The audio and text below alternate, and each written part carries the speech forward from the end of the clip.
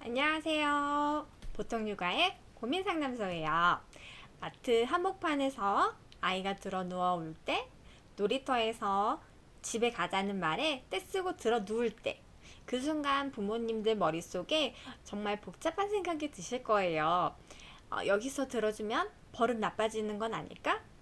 그래서 매섭게 혼내보기도 하고, 사람들 시선에 못 이겨서 원하는 말을 다 들어주기도 하고, 그러면 또 마음이 불편하죠. 오늘은 이 딜레마 함께 풀어보도록 할게요.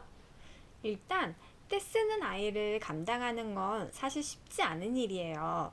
아이 울음소리보다 더 힘든 건 사실 주변 시선이잖아요. 애를 어떻게 키웠길래 하는 그 눈빛이요. 그리고 그 순간 부모는 혼자 판단해야 돼요. 받아줄 것인가? 버틸 것인가? 정답을 모르는 채로요. 그런데 오늘 이 이야기를 들어보시면 조금 덜 헷갈리실 거예요. 사실 이건 둘 중 하나를 고르는 문제는 전혀 아니거든요. 먼저 정리하고 가고 싶은 게 있어요. 많은 부모님들이 이 두 가지를 같은 걸로 생각하시는 경우가 있는데요. 감정을 받아주는 것과 요구를 들어주는 것. 이 둘은 사실 완전히 반대예요. 장난감 사달라고 바닥에 들어 누워요. 여기서 아이한테는 두 가지가 있어요. 갖고 싶다는 욕구, 그리고 못 가져서 속상하다는 감정. 버릇이 나빠지는 건 요구를 들어줬을 때예요. 울면 사준다는 걸 아이가 배우게 되면 우는 걸 도구로 사용하게 된답니다. 그런데 감정은요, 아무리 받아줘도 버릇이 나빠지는 건 아니에요. 오히려 반대예요. 속상하구나 라고 알아주는 건 장난감을 사주는 게 아니에요. 아이 마음을 말로 바꿔주는 거예요. 여기서 중요한 걸 하나 말씀드릴게요. 어린아이는 자기 감정을 스스로 다스릴 능력이 아직 부족해요. 그 능력은 타고나는 게 아니라 누군가가 옆에서 대신 다스려주는 걸 반복해서 경험한 다음에 몸 안에 체득되는 거예요.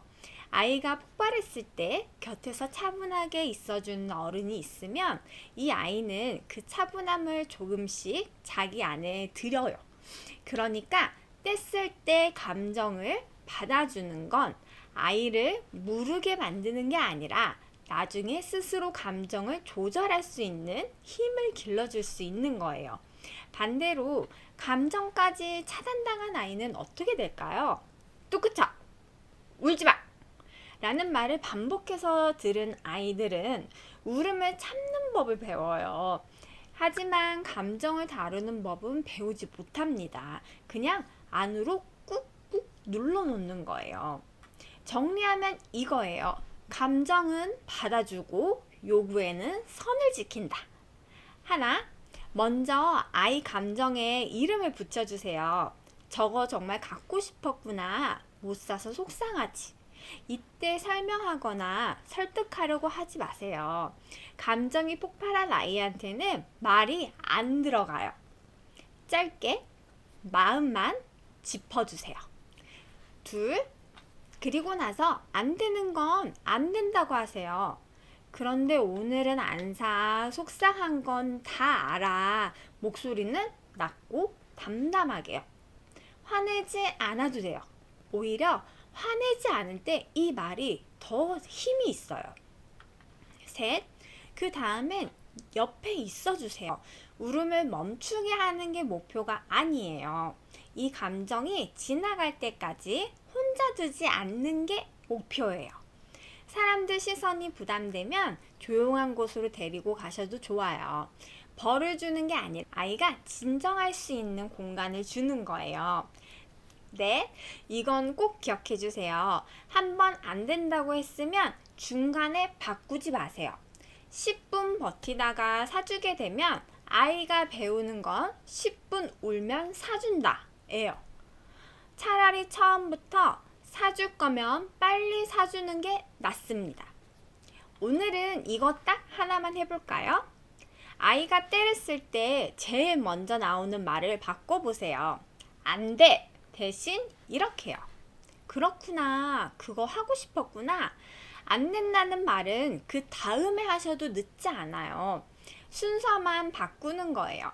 마음을 알아주고 그 다음에 선을 긋는 것.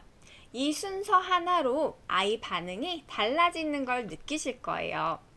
받아준다고 버릇 절대 나빠지지 않아요.